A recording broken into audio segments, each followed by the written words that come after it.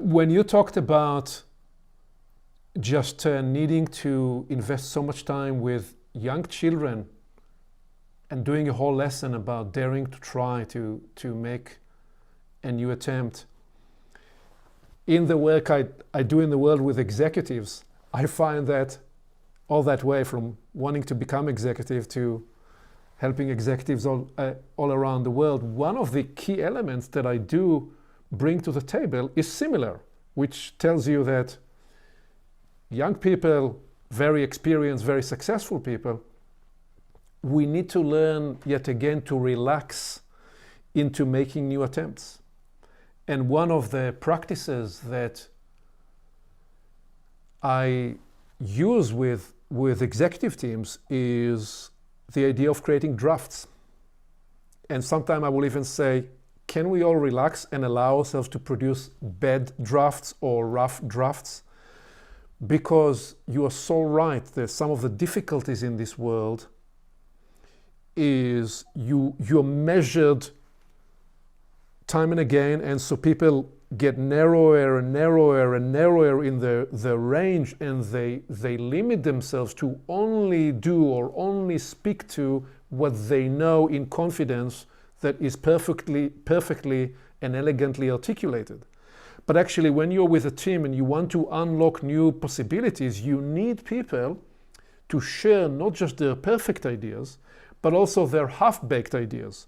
Because one person's half-baked idea will unlock another half-baked idea from a second person, and it's the third person that will actually pull them together into a whole new breakthrough innovation. And so if we are to collaborate humanity-wise and cross-generationally wise, it means we need to relax and allow ourselves and encourage each other to appear in those parts of ourselves where we are not fully developed or not fully revealed or not fully fashioned and formed. And those incomplete, still discovering, still emerging elements of ourselves, this is where actually something new can appear, and we can only access and source these in an ecology of encouragement and hope and mutual support. So these are so important elements, both for the young and for us elders. Trevor, you wanted to come on this, please. Yeah, I wanted Can I say just one thing Please. before we move on? I wanted to say something about the timing of it, because if these vitamins are put in the right timings, then it would be a part of the character of the human being, and they wouldn't need it when they're successful adults. It's really, really important to put it in at the right age. I'm not saying that we don't need to renew certain things and revive certain things, but if it's still coming up in that way, then it means that something on the core wasn't really put there in the right way, which I think is true from 99% of the human race today, probably. You're talking about the preciousness of the early years when we are so impressionable, when we are sponges, when the brain still enjoys 100% plasticity and everything is engraved as a topography of the world. And when we are surrounded by encouragement and love and hope, we actually believe that we are growing into a world that is filled with those elements. And then you're right, the promise becomes fulfilled because we see this everywhere. Whereas in the absence of it, we were printed with a topography of the absence of these things. So how critical it is. And I know we were going to move to Trevor, but this brings me back to a question I was going to ask the teachers here in the room.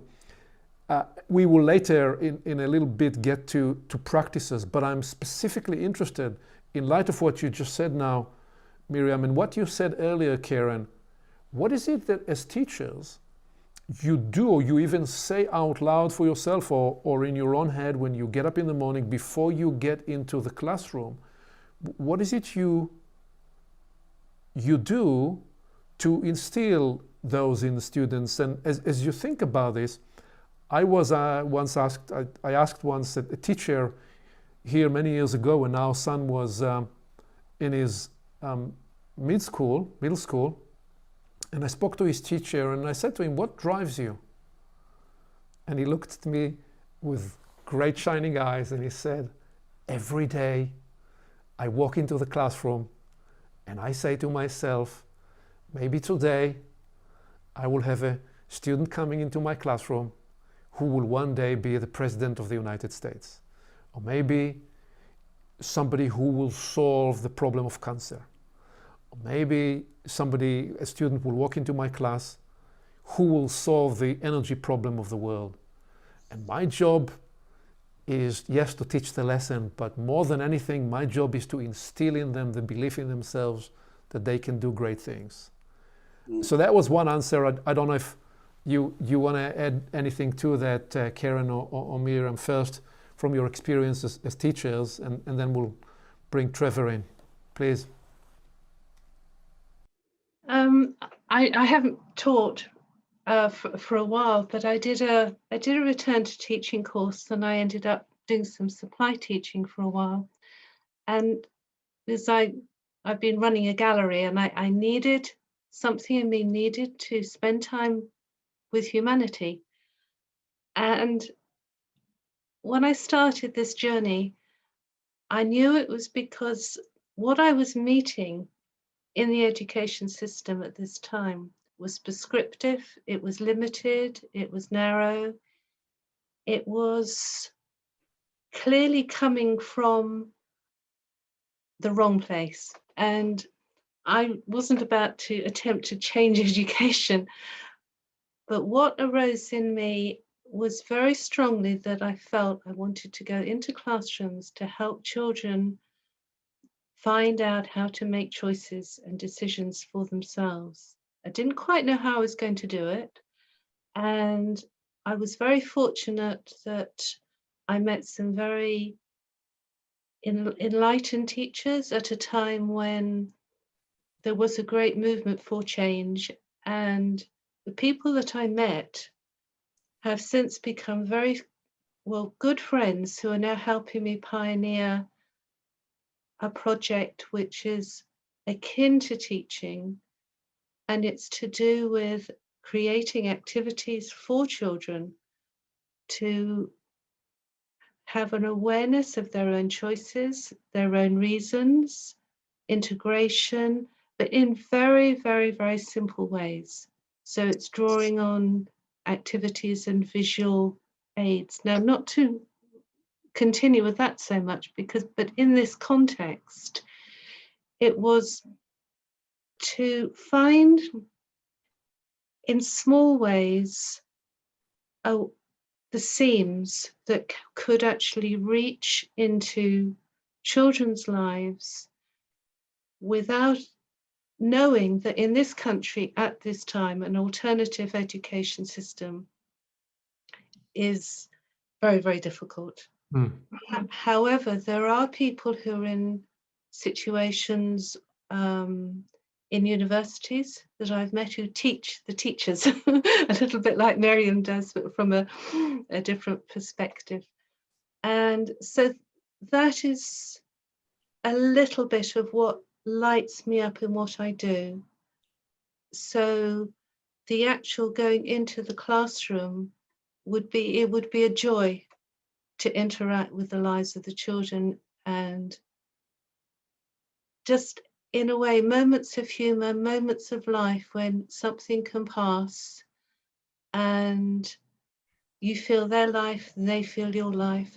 But I actually withdrew from being a supply teacher, partly nearing retirement age, but also the change of government, everything was clamped down so strongly. I thought I have to find another route.